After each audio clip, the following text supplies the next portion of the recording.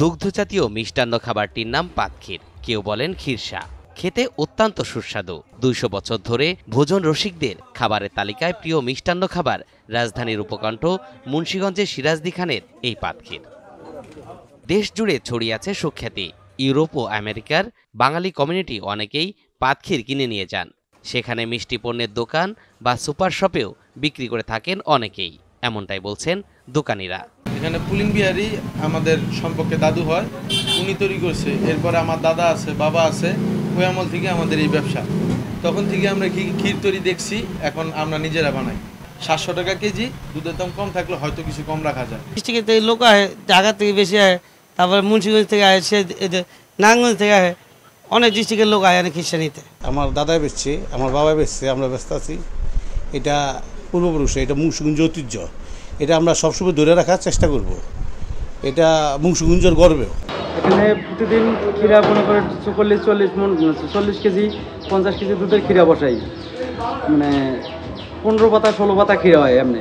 সিরাজদি খানের নামের সঙ্গে জড়িয়ে আছে পাতক্ষীর, মিশে আছে এই অঞ্চলের খাবারের সংস্কৃতির সঙ্গেও। লিপিবদ্ধ কোনো ইতিহাস না থাকলেও মুঘল আমলে ঢাকাবাসীর খাবারের তালিকায় পাতক্ষীরের নাম পাওয়া যায়। লোকমুখে জানা যায় যে প্রায় 200 বছর আগে বিক্রমপুর তথা সিরাজদি খানেই পাতক্ষীরের উৎপত্তি। বিশেষ করে শীতের মৌসুমে বাড়িতে একটি উৎসব হতো, যে পিঠার উৎসব। এই পিঠা উৎসবের মধ্যে সবচেয়ে আকর্ষণীয় যে বিষয়টা ছিল তা হলো পাতার ক্ষীর, যাকে আমরা আঞ্চলিক ভাষায় খিরসা বলি। এই খিরসাটি জিআই পণ্য হিসেবে স্বীকৃতি পাওয়ায় আমরা সিরাজদি খান উপজেলাবাসী আনন্দিত এবং গর্বিত।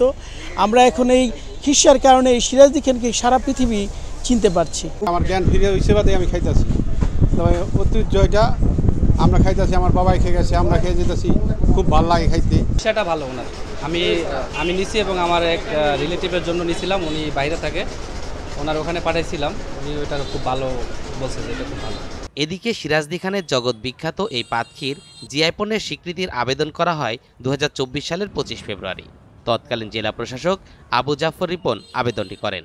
অবশেষে জিআই পণ্যের স্বীকৃতি পেয়েছে সিরাজদি খান উপজেলার মিষ্টান্ন এই পাতক্ষীর। শুধু সিরাজদি খানই নয়, পুরো মুন্সিগঞ্জবাসী গর্বিত এবং আমরা এই স্বীকৃতি পাওয়ার স্বরূপ আমরা সকল যারা এই পাতক্ষীর তৈরি করে তাদের সকলকে আমরা অভিনন্দন জানিয়েছি এবং প্রত্যেকেই সনদ পৌঁছে দিয়েছি এবং তাদের সঙ্গে আমরা একটা শুভেচ্ছা বিনিময় করেছি এবং তারা যেন এই ঐতিহ্যটা ধরে রাখে, আমরা যেন এই পাতক্ষীরের মাধ্যমে মানে পুরো বিশ্বকে জানিয়ে দিতে পারি যে সিরাজদি খানে এরকম একটা পাতক্ষীর তৈরি হয় যেটা অত্যন্ত সুস্বাদু, স্বাস্থ্যকর, কারণ এখানে কোনো এক্সট্রা চিনি অ্যাড করা হয় না।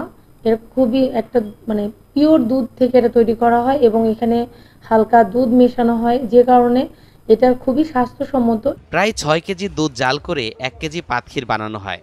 প্রতিদিন শুধুমাত্র সিরাজদি খান বাজারে 200 মণ দুধ বিক্রি হয় এই মিষ্টান্ন তৈরি করতে। এই অঞ্চলের নানা উৎসব আয়োজনে পাতক্ষীরের পরিবেশনা থাকবেই। এটি না হলে যেন আয়োজন অসম্পূর্ণ থেকে যায়, এমনটাই বলছেন স্থানীয়রা।